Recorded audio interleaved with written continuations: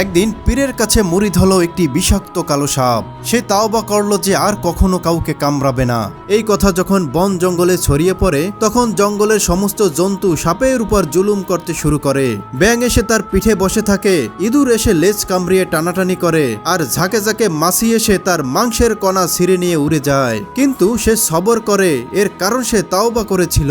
এর কিছুদিন পর পীর সাহেব যখন জঙ্গল দিয়ে যাচ্ছিলেন, তখন দেখলেন সাপটির দেহ ক্ষত বিক্ষত হয়ে পড়েছে। সে সাপটিকে জিজ্ঞাসা করলো, এ কি অবস্থা তোর?